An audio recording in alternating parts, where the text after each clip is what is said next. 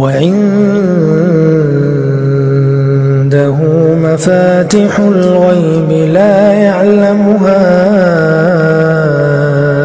إلا هو ويعلم ما في البر والبحر وما تسقط من ورقة إلا يعلمها ولا حبة في ظلمات الأرض ولا رطب ولا يابس إلا في كتاب مبين.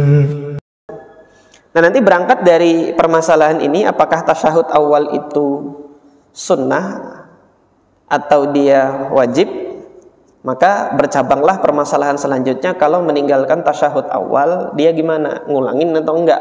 Gitu. Madhab al-Imam Asy-Syafi'i, kalau sudah berdiri, maka sudah tinggalkan itu. Tapi nanti akhir sujud sahwi, sebagaimana di dalam hadis ini ya. Meskipun tadi perbedaannya kan, sujud sahwinya ini dilakukan apakah karena lupanya atau karena mengganti yang terlewatkan itu tadi.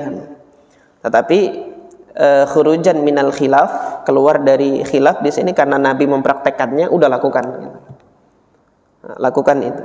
Ini mazhab al-Imam Asy-Syafi'i, kalau sudah berdiri la ya'ud, tidak balik. Salafnya Imam Syafi'i di sini, siapa salafnya Imam Syafi'i? Sebelum Imam Syafi'i ini adalah pendapatnya Umar ibn Abdul Aziz rahimahullah, salah satu dari Khulafaur Rasyidin, dan sebagian ulama menyatakan dia adalah khalifah yang kelima.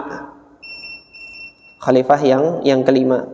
Kemudian ini juga pendapatnya Imam Abdurrahman ibn Amr al-Auza'i di mana, di Syam, faqihus Syam, dan al-Imam Abu Hanifah rahimahullah juga berpendapat demikian. Jadi kalau sudah ditinggalkan, dia sudah berdiri, sudah tinggalkan, tidak perlu untuk kembali.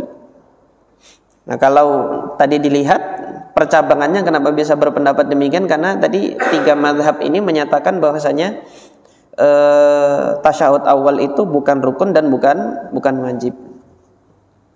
Adapun al-Imam Malik, qala Malik, al-Imam An-Nawawi menukilkan, wa qala Malik, in kana ilal qiyami aqrab lam ya'ud wa illa 'ada. Kalau posisinya itu lebih dekat kepada berdiri, maka udah enggak usah diulang. Tetapi kalau posisinya itu baru bangkit dari duduk, belum mendekati berdiri, ulangi. Ya, antum ukur aja sendiri. Posisi orang dari duduk mau berdiri itu kan derajatnya berapa gitu kan. Kalau derajatnya itu dari duduk, derajatnya itu sudah mendekati berdiri, udah nggak usah balik, kata Imam Malik.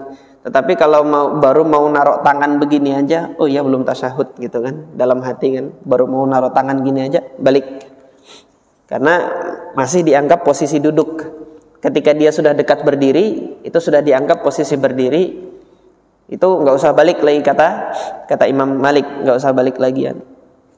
Adapun al-Imam Ibrahim ibn Yazid An-Nakhai, ini sebelum Imam Abu Hanifah, masuk tabi'innya, faqihnya ahli Kufah, dan beliau dari tabaqat tabi'in, beliau mengatakan, in dzakara qabla istiftahil qiraah ada, kalau dia ingatnya itu belum tasyahud, belum membaca Al-Fatihah gitu kan, belum memulai membaca Al-Fatihah, maka balik meskipun udah berdiri. Ada yang lebih keren lagi pendapatnya, Al-Imam Al-Hasan Al-Basri, kalau belum ruku Imam Hasan Al-Basri kalau belum ruku di rakaat yang ketiga itu balik, disuruh balik sama beliau, in dzakarahu qabla ruku' ada wa illa fala. Tapi ketika sudah terlanjur ruku' di rakaat ketiga, oh iya tadi lupa tasyahud awal, maka enggak perlu balik.